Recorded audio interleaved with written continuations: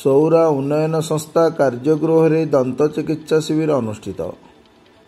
ଗଜପତି ଜିଲ୍ଲା ମୋହନା ବ୍ଲକ ଅନ୍ତର୍ଗତ ଡେକାସିନ୍ଦବା ଗାଁ ନିକଟସ୍ଥ ସୌରା ଉନ୍ନୟନ ସଂସ୍ଥା କାର୍ଯ୍ୟଗୃହରେ ମୋହନା ଗୋଷ୍ଠୀ ସ୍ୱାସ୍ଥ୍ୟ କେନ୍ଦ୍ର ପକ୍ଷରୁ ଦନ୍ତ ଚିକିତ୍ସା ଶିବିର ଅନୁଷ୍ଠିତ ହୋଇଯାଇଛି। ପ୍ରଧାନମନ୍ତ୍ରୀ ଜନମନ ଯୋଜନା ମାଧ୍ୟମରେ ଅନୁଷ୍ଠିତ ହୋଇଥିବା ଉକ୍ତ କାର୍ଯ୍ୟକ୍ରମରେ ଅନୁସୂଚିତ ଜନଜାତି ଲୋକେ କିଭଳି ଭାବେ ସରକାରଙ୍କ ସମସ୍ତ ଯୋଜନାର ଲାଭ ପାଇପାରିବେ ସେ ନେଇ ସଚେତନ କରାଯାଇଥିଲା।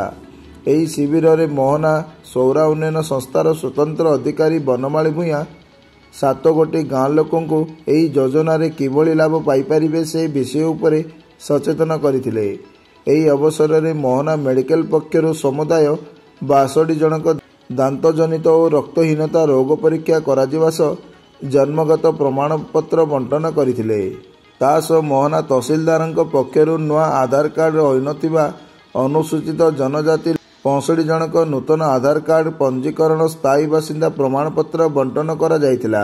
ଏହି କାର୍ଯ୍ୟକ୍ରମରେ ମୋହନା ତହସିଲଦାର ସତ୍ୟବାନ ନାୟକ, ମୋହନା ଗୋଷ୍ଠୀ ସ୍ୱାସ୍ଥ୍ୟ ଅଧିକାରୀ ଡାକ୍ତର ଜୟ ପଣ୍ଡା, ଡାକ୍ତର ସୁଚିତ୍ରା ନାୟକ, ସୌରା ଉନ୍ନୟନ ସଂସ୍ଥା ସ୍ୱତନ୍ତ୍ର ଅଧିକାରୀ ବନମାଳୀ ଭୂୟାଁ, ଶ୍ରୀଧର ଭୂୟାଁଙ୍କ ସହ ବହୁ କର୍ମଚାରୀ ଯୋଗ ଦେଇଥିଲେ।